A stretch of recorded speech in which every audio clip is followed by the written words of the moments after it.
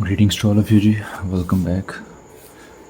آج ہم ایک اور اپنی پلے لسٹ جو ہے وہ لانچ کرنے لگے ہیں جو کہ پاک ہسٹری کے بارے میں ہے۔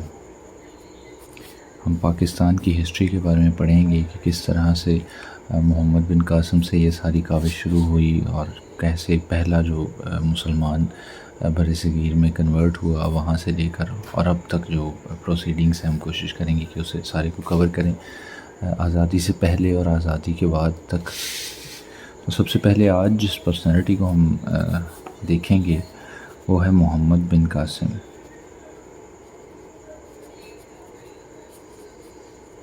اور ہم کوشش کریں گے کہ وہ سارے کویشچنز جو کمیشن اکثر ہم سے پوچھتا ہے، ہمارے F P S C, C S S اور پی پی ایس سی کے جو آتے ہیں ایم سی کیوز، وہ سارے آپ کے اسی ویڈیو میں کور ہو جائیں۔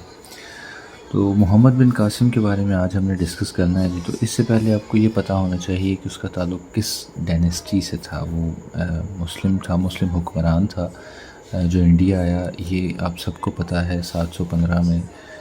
مطلب آج ہم یہ دیکھیں گے کہ وہ کس ڈائنیسٹی سے تھا اور کس طرح سے ساری پروسیڈنگ ہوئی۔ تو یہ سارا کچھ ایک سٹوری وائز چلے گا، ساتھ رہیے گا انشاءاللہ آپ کو یہ۔ پہلے محمد بن قاسم صاحب کی بات کرتے ہیں جی۔ تو یہ بنو امیہ کے دور میں جو ہے وہ ہندوستان آئے۔ بنو امیہ کا دور کون سا تھا جی؟ 661 سے 750 تک یہ ڈائنیسٹی رہی تھی۔ اس کے بعد بنو عباس آ گئے تھے، انہوں نے ان سے چھین لی تھی اور باقی ساری چیزیں۔ تو بنو امیہ کے بارے میں ہم اسلامیات میں بھی پڑھیں گے، یہاں پر بھی تھوڑا سا ذکر کر لیتے ہیں۔ تو حضرت علی کو جب شہید کر دیا گیا تو اس کے بعد حضرت امیر معاویہ وہ پہلے خلیفہ بنے جی بنو امیہ ڈائنیسٹی کے، اور انہوں نے بنیاد رکھی اس کی۔ ان کے بعد یزید فرسٹ، جن کے دور میں کربلا کا واقعہ ہوا، وہ بنے۔ ان کے بعد معاویہ سیکنڈ، اور پھر مروان نام ایک حکمران ہوئے جی۔ اب مروان کے آگے دو بیٹے تھے۔ دیکھیں جو ڈائنیسٹی ہوتی ہے وہ پیدائشی حق کے طور پر چل پڑتی ہے کہ اگر باپ بادشاہ ہے تو اس کا بیٹا بھی بادشاہ ہوگا۔ تو عبد الملک ایک بیٹے کا نام تھا اور ایک بیٹے کا نام عبدالعزیز تھا۔ یہ ہم اسلامیات میں بھی دیکھیں گے، مطلب جب ہم اسلامک ہسٹری کو دیکھیں گے تب بھی۔ اب عبد الملک کے بھی آگے سے 4 بیٹے تھے۔ تو ہم دیکھتے ہیں جی، سب سے بڑے کا نام تھا جی ولید بن عبد الملک، اس کے بعد سلیمان، اس کے بعد یزید، اور اس کے بعد حشام۔ تو یہ سارے عبد الملک کے بیٹے تھے۔ ان میں سے جو ولید بن عبد الملک تھا یہ بادشاہ بنا جی، اور اس کا جو ٹینیور تھا سلطنت کا وہ 705 سے 715 تھا۔ اس کے بعد سلیمان بن گئے تھے۔ تو ہم اسی کے دور میں سپوز کرتے ہیں کہ 712 میں یہاں کہیں جو ہے وہ محمد بن قاسم آئے تھے، اور 715 تک انہوں نے فتوحات کیے، اور 715 میں وہ شہید کر دیے گئے تھے۔ تو ہم دیکھتے ہیں جی کہ کس طرح سے ان کی شہادت کا سارا واقعہ ہوا۔ اس سے پہلے ہم ایک براڈن جو کینوس ہے اس پہ دیکھتے ہیں کہ سٹوری کیا چل رہی تھی۔ تو جی جب ولید بن عبد الملک جو تھے وہ حکمرانی میں آئے تو انہوں نے جی ایک پلان بنایا کہ میں پوری دنیا کو فتح کروں گا۔ پوری دنیا کو فتح کرنے کا پلان بنایا۔ اور اچھا یہ بیٹھتے کہاں تھے جی؟ یہ بیٹھتے تھے بصرہ میں۔ بصرہ کہاں ہے ہم دیکھ لیتے ہیں جی، کوشش کرتے ہیں بنانے کی۔ تو فرض کریں جی یہ آپ کا پاکستان ہے، یہ انڈیا ہے، یہاں پہ سری لنکا ہے۔ یہ ہم کیوں بنا رہے ہیں؟ کیونکہ ان کی امپورٹنس ہے، ٹھیک ہے، آگے بھی ہم ڈسکس کریں گے۔ یہ دیبل ہے، یہاں ملتان کا علاقہ ہے، یہاں آپ کا لاہور ہے، یہاں اسلام آباد ہے، ٹھیک ہے۔ یہ سارا انڈیا ہے، ہندوستان ہے، یہ سری لنکا ہے۔ اس کے ساتھ ہمیں پتہ ہے یہاں پہ ایران ہے، اور ایران کے آگے جو ہے ادھر شام کا ملک ہے، ٹھیک ہے، شام کے بعد پھر فلسطین شروع ہو جاتا ہے۔ ادھر شام کا جو ملک ہے، ادھر ایک علاقہ ہے بصرہ، اور ادھر ہی جو ہے وہ دمشق کا علاقہ ہے۔ تو جو دمشق تھا، یہ بصرہ میں ان کا گورنر زیادہ ہولڈ تھا، تو یہ دمشق ان کا ہیڈ کوارٹر تھا۔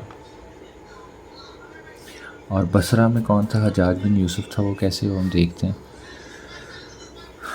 تو انہوں نے ایک پلان بنایا جی حجاج بن یوسف کے ساتھ، جو کہ گورنر تھے بصرہ کے۔ انہوں نے کہا جی کہ ہمیں پوری دنیا جو ہے وہ فتح کرنی ہے۔ یہ دمشق ان کا کیپٹل تھا، بصرہ میں انہوں نے پلان کیا جی سارا۔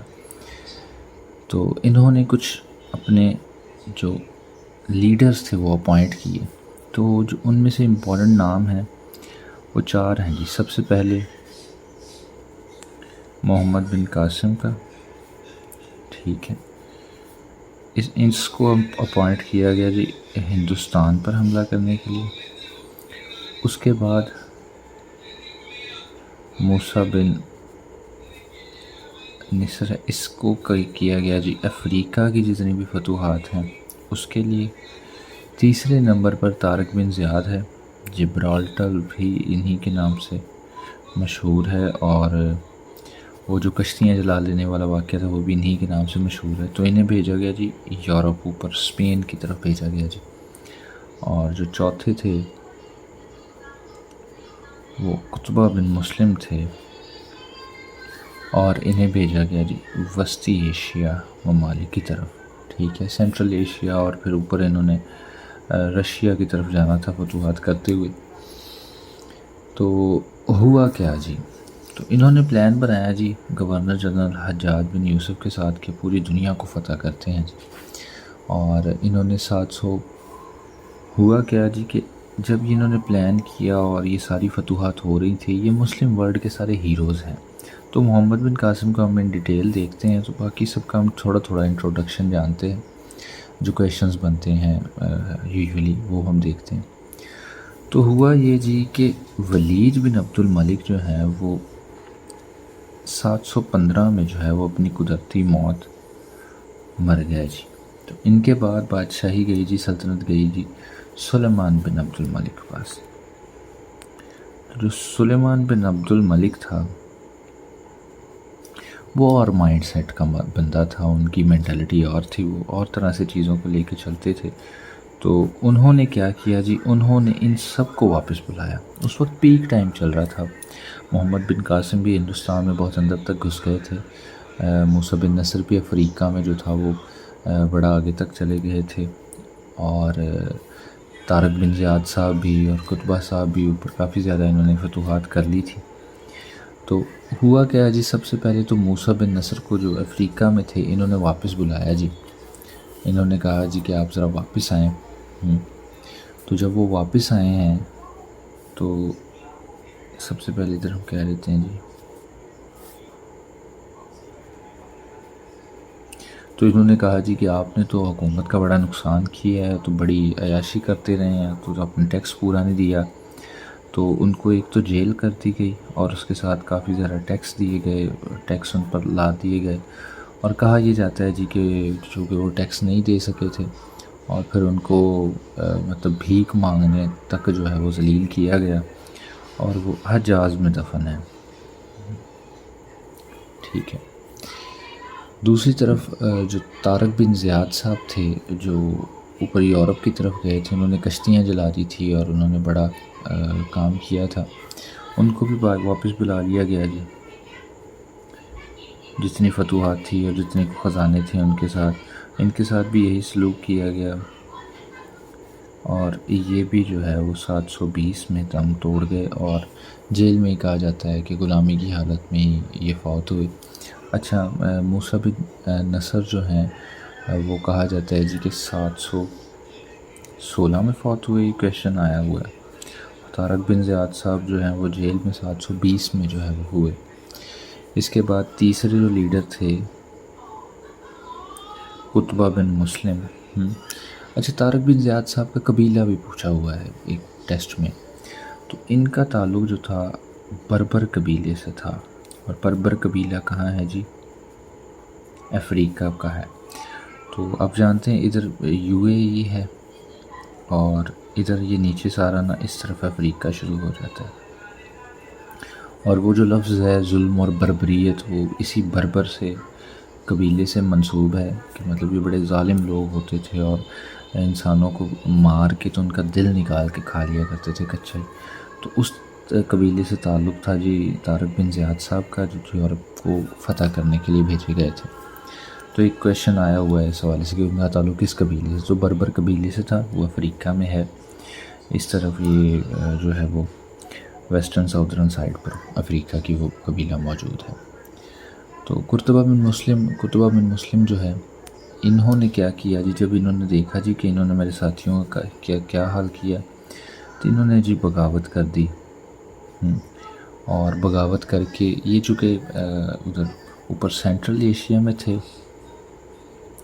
تو انہوں نے اپنی ہی ایک حکومت جو ہے اناؤنس کر دی، لیکن پھر اس میں بھی پھوٹ پڑوا دی گئی، اور پھر اس کو بھی جو ہے وہ 715 میں، لیکن یہ واپس نہیں آئے تھے، 715 میں ان کو بھی جو ہے وہ قتل کر دیا گیا، چونکہ اس وقت جو تھے وہ مطلب بنو امیہ ڈائنیسٹی جو تھی وہ بڑی طاقت میں تھی، تو انہوں نے رجیم چینج کر کے ان کا بھی قتل کروا دیا گیا تھا۔ تو فرغانہ ادھر ہے اوپر، ازبکستان اور تاجکستان، ادھر آپ کا افغانستان ہے، اور اس طرف جو ہے وہ وسطی ایشیا ممالک ہیں، ادھر اوپر چائنا ہے۔ تو ادھر جو ہے وہ کہیں وہ دفن ہے فرغانہ میں۔ سمرقند اور فرغانہ وسطی ایشیا ممالک میں دو بڑے اچھے شہر ہیں، اور وہیں سے جو تھا وہ مغل ڈائنیسٹی بھی جنم لے گی، ہم پڑھیں گے آگے جا کے۔ تو یہ ہو گیا جی ان سب کے بارے میں کہ یہ کیسے کیسے مرے، اور جو آپس میں کلیش تھے ان دو بھائیوں کی، اس کی وجہ سے جو پورے دنیا پہ جو ہے وہ مسلم کنٹرول نہیں آ سکا۔ اب محمد بن قاسم صاحب کو ہم دیکھتے ہیں جی۔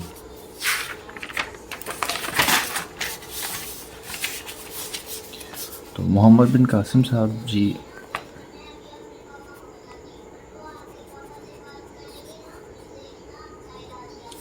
ان کے بارے میں جو بہت زیادہ کویشچن پوچھا جاتا ہے وہ یہ ہے جی کہ ان کا تعلق کس قبیلے سے تھا؟ تو ثقفی قبیلے سے اس کا تعلق تھا، اور یہ قبیلہ کہاں پایا جاتا تھا جی؟ یہ طائف میں پایا جاتا تھا، طائف کا رہنے والا ثقفی قبیلہ، اس میں سے محمد بن قاسم تھے۔ اور ہاں ان کا لقب کیا تھا جی؟ تو انہیں لقب دیا گیا تھا جی عماد الدین کا۔ عماد الدین کا یہ آپ نے یاد رکھنا ہے، اکثر پوچھا جاتا ہے ہسٹری میں۔ اور ہاں حجاج بن یوسف جو کہ گورنر تھے بصرہ میں، ان کے ساتھ ان کا تعلق کیا تھا جی؟ تو یہ ان کے داماد بھی تھے، اور حجاج بن یوسف قاسم صاحب کے چچا بھی تھے، ٹھیک ہے؟ تو یہ دونوں رشتے تھے۔ اس سے پہلے حجاج بن یوسف نے جو تھا وہ ہندوستان پر ایک حملہ کیا تھا، لیکن وہ کامیاب نہیں ہو سکے تھے۔ تو دوسرا حملہ تھا جو انہوں نے اپنے بھتیجے کے ساتھ 5000 کی آرمی کی جی، اور جب یہ چلے ہیں جی 712 میں پہنچے تھے، اور جب یہ پہنچے ہیں جی تب تک یہ 12000 کا ہو گیا تھا جی 712 سے جب وہ ہندوستان دیگر میں پہنچے۔ اچھا اس وقت ہندوستان میں کیا صورتحال چل رہی تھی؟ تو ہندوستان میں اس وقت تھے جی راجہ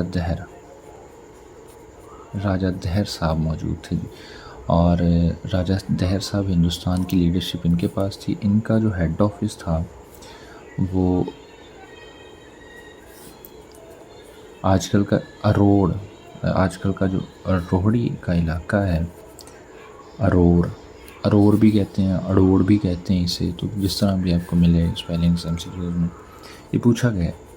راجہ دہر کا کیپٹل کون سا شہر تھا جی؟ ارور تھا جی، جو موجودہ روڑی ہے۔ اور ان کے بارے میں کچھ اور سوال ہوتے ہیں جی۔ ہاں ان کے وزیر کا نام پوچھا جاتا ہے، ان کی بیوی کا، تو ان کی بیوی کا نام تھا جی لاڈی بائی۔ آپ اگر چچ نامہ پڑھیں تو آپ کو بڑا ان خاتون کا حصہ ملے گا. اور ان کے وزیر جو تھا ان کا تھا جی سسکر نام تھا، اور یہ راجہ چچ ان کے باپ تھے. اور یہ وہی راجہ چچ ہیں جن کے نام پر جو چچ نامہ ہے. چچ نامہ کیا ہے؟ یہ اصل میں سندھ کی تاریخ ہے چچ نامہ. تو راجہ چچ کے نام پر ہے. اور جو شہر ہے ایک چیچا وطنی، چیچا وطنی بھی یعنی چچ کا وطن، تو انہی کے نام سے منسوب ہے. وہ چیچا وطنی ہے ادھر میاں چنو خانے والی سائڈ پہ ملتان سے لگتی ہوئی، تو چیچا وطنی بھی انہی کے نام سے منسوب ہے. تو اب ہوا کیا جی، دیبل کا علاقہ اگر ہم پاکستان بنائیں پھر سے، پاکستان کو اکثر بنایا کریں جب تک آپ ویسے نہیں بنا سکتے. تو ادھر سری لنکا ہے جی، ادھر کہیں جی دیبل کا علاقہ ہے، اور ادھر دیبل ہے ہم نے پہلے بھی بنایا ہے. ادھر ملتان کہہ لیں جی، ادھر لاہور کہہ لیں جی، ادھر آپ کا موجودہ اسلام آباد کہہ لیں جی، ٹھیک ہے. اور ادھر باقی بھی بنا ہی لیں چلیں، یہ ایران بنا لیں جی، ٹھیک ہے، یہ افغان بنا لیں. تو بس یہی ہے سٹوری سمجھانے کے لیے. ادھر شام ہے، ادھر بصرہ ہے. تو امیہ خاندان کے سری لنکا کے ساتھ بڑے اچھے تعلقات تھے، ان کے آپس میں بڑے اچھے تعلقات تھے. تو ان کے کچھ جہاز گئے ہوئے تھے سری لنکا میں، اور انہوں نے وہاں سے کچھ لونڈیاں اور ہیرے جواہرات اور کچھ تحفے تحائف جو تھے وہ امیہ ڈائنیسٹی کے لیے بھیجے. تو جی جہاز جب اپنا روٹ کور کر رہے تھے، کوسٹل لائن کے ساتھ ساتھ کرنا ہوتا ہے آپ کو پتہ ہے تاکہ کھو نہ جائیں. تو جب وہ دیبل کے پاس پہنچے تو اس وقت یہاں پہ سمندری لٹیروں کا راج تھا، تو دیبل سے یہ لوٹ لیے گئے. ٹھیک ہے، ادھر بصرہ میں جو تھا وہ حجاج بن یوسف پہلے کو موقع ڈھونڈ رہا تھا. اچھا، انہی میں وہ خاتون تھی ناہید نام ہے ان کا، جنہوں نے خط لکھا تھا. جو اکثر بچوں کو سٹوری سنائی جاتی ہے جی کہ ناہید کے لیے وہ آئے تھے 5,000 12,000 کا لشکر. تو وہ ساری سٹوری ہے. تو وہ مذہب کارڈ ایک شامل کرنا ہوتا ہے انہوں نے. اصل میں تو ناہید سری لنکا سے انہوں نے بھیجی تھی، لونڈیوں میں سے ایک تھی. تو وہ مطلب جہاز کے سفر کے دوران ہو گیا ہو ان کے دل میں کو بات آ گئی ہو مسلم ہونے کے لیے، تو وہ علیحدہ بات ہے. خیر، ناہید نے خط لکھا جی، اور خط کسی طرح بصرہ پہنچا جی. اور بصرہ میں حجاج بن یوسف صاحب نے محمد بن قاسم صاحب کو 5,000 کا لشکر دیا اور وہاں سے روانہ کر دیا. جب وہ پہنچا تو 12,000 کا ہو گیا. تو یہ جی پپری کے مقام پہ، پپری کدھر ہے جی؟ پپری ادھر ہی ہے، اس کے ساتھ ہی ہے، یہ دیبل کے ساتھ ہی، کراچی کے ساتھ ہی پپری بھی ایک وہ ہے، وہاں پہ جہاز وغیرہ لگتے ہیں. تو پپری سے یا ٹھٹھا سے کہا جاتا ہے، جو ٹھٹھا ہے جہاں پہ دریائے سندھ سمندر میں گرتا ہے، تو اس کے درمیان میں سے کہیں جو ہے نا وہ اس کی فوجیں اتری ہیں جی. آگے سے راجہ دہر جو تھا وہ بھی اپنی فوجیں لے کر وہاں پر موجود تھا، انہیں پتہ چل گیا تھا. تو یہ دونوں لڑے ہیں جی، تو ان میں جنگ ہوگی، اور قاسم ورسز دہر. تو دہر اس میں لوز کر جائے گا جی، دہر ہار جائے گا، اور وہ بھاگ کے ارور جائے گا، اور ارور میں قاسم جو ہے اس کا پیچھا کرتے ہوئے آئے گا اور اسے قتل کر دے گا. اچھا، اگر صرف ناہید کا مسئلہ ہوتا اور صرف وہی ٹارگٹ ہوتا جو اس کے غلام ہے، تو بادشاہ مر گیا، غلام آزاد ہو گئے، بات ختم ہو گئی. لیکن ان کا پلان جو الٹیمیٹ تھا وہ پوری دنیا پر قبضہ تھا. تو وہ یہاں تھی، ارور یہاں کہیں ہے، درمیان میں ہے نا، کراچی کے ساتھ یہ سندھ میں ہی ہے روڑی. تو اسے یہاں سے واپس آ جانا چاہیے تھا، لیکن وہ آگے بڑھتا گیا. یہاں پر بھی کچھ مندر تھے، وہ بھی کہا جاتا ہے انہوں نے لوٹے جی. اور پھر ملتان میں بہت بڑا جو تھا، ملتان کا پہلا نام بھی کچھ اور تھا اس مندر کے حوالے سے. تو اس مندر کو لوٹنے کے لیے ملتان تک آئے ہیں. تو جب یہ ملتان تک آئے ہیں تب تک 715 ہو گیا تھا، اور 715 میں ہم نے اب پیچھے پڑھا جی کہ اس سیاست پلٹا کھا گئی تھی، بادشاہ اور ہو گیا تھا، تو اس نے واپس بلا لیا. تو یہ واپس چلے گئے جی بصرہ. اچھا، کیپٹل ان کا دمشق ہی ہے. ٹھیک ہے، لیکن یہ بیٹھتے بصرہ میں تھے، زیادہ اختیار جو تھے وہ بصرہ میں ڈیسائیڈ ہوتے تھے زیادہ تر فیصلے. تو وہاں پر گئے ہیں جی، اور کہا جاتا ہے جی کہ ان کو بھی کہا گیا تھا کہ آپ بھی بغاوت کر لیں اور اچھا سلوک نہیں کریں گے، سلمان کے ساتھ آپ کے تعلقات اچھے نہیں ہیں. لیکن انہوں نے کہا جی کہ اگر میں بغاوت کروں گا تو باقی جو لوگ گئے ہوئے ہیں وہ بھی بغاوت کر دیں گے، تو مسلم یونٹی نہیں رہے گی. تو اس لیے یہ واپس گئے ہیں جی. تو بصرہ میں پھر وہی سلوک ہوگا جی. سلمان بن عبد الملک صاحب نے ان کو بھی پہلے قید کروایا جی، اور اس کے ساتھ جرمانے لگائے جی، اور بالآخر جو ہے یہ بھی فوت ہو گئے جی. یہ کب فوت ہوئے تھے جی؟ 715 میں جو ہے. اچھا، اس سے پہلے نا حجاج بن یوسف صاحب، وہ میرا وہ مکس ہو رہا تھا. حجاج بن یوسف صاحب جو تھے وہ 714 میں فوت ہو چکے تھے اپنی قدرتی موت. ٹھیک ہے، تو ان کو پہلے بھیج دیا تھا. 714 میں حجاج بن یوسف فوت ہوئے. 715 میں جو ہے وہ ولید بن عبد الملک فوت ہوئے جی. اور اس کے ساتھ ساتھ جب یہ فوت ہوئے جی تو یہ بھی اسی دور میں کہیں جب جو ہے کہا جاتا ہے 715 میں ہی جو ہے جب یہ واپس آئے ہیں 715 میں، تو اسی سال ان کو بھی قید اور کافی زیادہ ظلم و تشدد کے بعد جو وہ قتل کر دیا گیا. تو اس کے بعد کافی عرصے تک خاموشی رہے گی جی ہماری ہسٹری میں. اس کے بعد غزنوی ڈائنیسٹی شروع ہوگی جی. وہ کہاں سے ہوگی جی؟ وہ سینٹرل ایشیا سے ہوگی. ادھر اوپر سے ادھر سینٹرل ایشیا نا، تو ادھر سے آئیں گے لوگ جی ہندوستان پر حملہ کرنے کے لیے. اور وہ کس طرح سے ہوگی وہ ہم دیکھیں گے بعد میں. تو فی الوقت کے لیے یہی تھا. ہم ایک بار ریویژن کر لیتے ہیں کہ ہم نے کیا کیا پڑھا ہے جی. تو پاک ہسٹری ہم نے شروع کی ہے جی محمد بن قاسم صاحب کے ساتھ، جو کہ 712 میں آئے تھے جی ادھر ہندوستان میں. تو ان کا تعلق بنو امیہ ڈائنیسٹی سے تھا، اور بنو امیہ کا ٹینیور 661 سے 750 تک تھا. حضرت علی کی شہادت کے بعد حضرت امیر معاویہ جو ہیں وہ اس کے پہلے خلیفہ بنے. اس کے بعد یزید فرسٹ، انہی کے دور میں جو ہے وہ کربلا کا واقعہ ہوا تھا.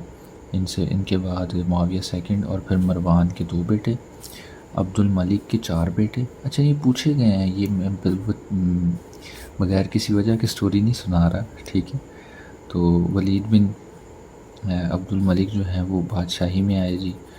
سلطنت ان کے ہاتھ میں ہے جی. 705 سے 715 تک رہی. 715 میں وہ قدرتی موت مر گئے. اور انہی کے دور میں جو ہے وہ کافی فتوحات ہوئی.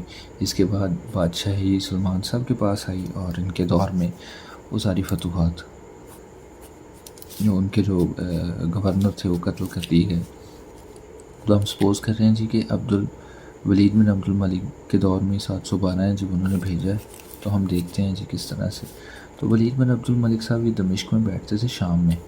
انہوں نے پلان بنایا جی کہ پوری دنیا کو لوٹتے ہیں، پوری دنیا کو فتح کرتے ہیں. دیکھیں، ہم مذہبی ہو کے نہیں سوچ رہے. مذہبی پراسپیکٹیو پر پاکستان کی پرانی عادت ہے کہ وہ ہر چیز میں ڈالتے ہیں، لیکن ہم کوشش کریں گے کہ ہم نہیں کریں گے. تو انہوں نے چونکہ بادشاہ تھے، اور بادشاہوں کا سارا وقار ہی فتوحات سے ہوتا ہے، انہوں نے کہا جی کہ پوری دنیا کو فتح کریں گے. حجاج بن یوسف ان کے گورنر تھے، اور ان کے صلاح کار بھی تھے، وہ بصرہ کے گورنر تھے. ٹھیک ہے، تو انہوں نے 4 گورنر جو تھے وہ اپوائنٹ کیے، اور ان کو دنیا کے مختلف حصوں میں بھیج دیا. جب آپ ورلڈ جیوگرافی دیکھتے ہیں تو ہم نے دیکھا تھا جی ادھر یہ ایشیا تھا، یہ یورپ والی سائڈ تھی، یہ افریقہ تھا. ٹھیک ہے، تو ایک کو یہ افریقہ بھیجتے ہیں، ایک کو یورپ کی طرف بھیجتے ہیں، ایک کو سینٹرل ایشیا کی طرف بھیجتے ہیں، اور ایک کو انڈیا کی طرف بھیجتے ہیں. ٹھیک ہے، تو انہوں نے محمد بن قاسم کو ہندوستان بھیجا، موسیٰ بن نصر کو افریقہ، طارق بن زیاد کو یورپ بھیجا. انہی کے نام سے وہ ہسپانیہ کی طرف جو ہے وہ جبرالٹر بھی ہے ایک پورٹ کا نام، پورٹ والا ایریا جو ہے. اور قطبہ بن مسلم کو وسطی ایشیا میں بھیجا. اب ہوتا کیا ہے جی، 715 میں سلمان جو ہیں ولید بن عبد الملک مر جاتے ہیں، اور سلمان عبد الملک آ جاتے ہیں. تو یہ سارے گورنرز کو واپس بلا لیتے ہیں، انہیں جیل اور ٹیکس دیتے ہیں. اور موسیٰ بن نصر جو ہیں وہ بھی 16 میں قتل کر دیے جاتے ہیں، مطلب مر جاتے ہیں ظلم و تشدد سے۔ طارق بن زیاد صاحب بھی، قرطبہ صاحب بھی اور محمد بن قاسم صاحب بھی، تو ہم وہ دیکھتے ہیں جی کس طرح سے۔ تو محمد بن قاسم صاحب ہے جی، ان کا تعلق ثقفی قبیلے سے تھا جو طائف کے رہنے والے تھے، اور ان کا لقب عماد الدین تھا۔ حجاج بن یوسف کے داماد بھی تھے اور وہ ان کا چچا بھی تھا۔ اور 714 میں حجاج بن یوسف بھی مر چکے تھے۔ ہندوستان پر انہوں نے حملہ کیا جی۔ ہندوستان میں حملہ کرنے کے لیے 5000 فوجی نے دیے گئے تھے، لیکن جب یہ پہنچے ہیں تو 12000 ہو گئے تھے۔ وہ مذہبی جو ہے وہ کارڈ کی وجہ سے ان کے ساتھ لوگ جو ہیں وہ شامل ہو گئے۔ اس کے بعد یہ جی ہندوستان میں راجہ دہر صاحب تھے، ان کی بیوی کا نام لاڈی بائی تھا، وزیر کا نام سسکر تھا اور والد کا نام راجہ چچ تھا۔ انہی کے نام پر چچ نامہ بھی لکھا گیا اور چیچا وطنی بھی انہی کے نام پر ہے۔ اچھا، تو 712 میں یہ پپری یا ٹھٹھا کے مقام کے قریب جو ہے وہ وہاں کہیں سے داخل ہوئے، تو اسی وجہ سے جو دیبل کو جو ہے وہ باب الاسلام بھی کہا جاتا ہے، کہ یہاں سے اسلام کا دروازہ کہتے ہیں، ہندوستان میں یہاں سے اسلام داخل ہوا تھا، تو دیبل کو یعنی کراچی کو کہا جاتا ہے جی۔ ٹھیک ہے، تو جنگ ہوئی جی، قاسم جیت گیا جی، دہر ہار گئے، اور قاسم صاحب نے اردن تک ان کا پیچھا کیا اور انہیں قتل کر دیا۔ اب وجہ کیا ہوئی تھی جی اس کی، وہ یہ تھا جی کہ سری لنکا کے ساتھ امیہ ڈائنیسٹی کے اچھے تعلقات تھے۔ سری لنکا سے کچھ جہاز تحفے تحائف کے اور تجارت کے کچھ لونڈیاں وغیرہ جا رہی تھیں، اور دیبل میں اسے لوٹ لیا گیا، اور انہی لونڈیوں میں سے ایک نہید تھی، اور ناہید کہتے ہیں جی کہ ناہید نے خط لکھا تھا، وہ بصرہ پہنچا، اور حجاج بن یوسف نے اپنے داماد کو کہا جی کہ آپ جا کے انہیں چھڑائیں۔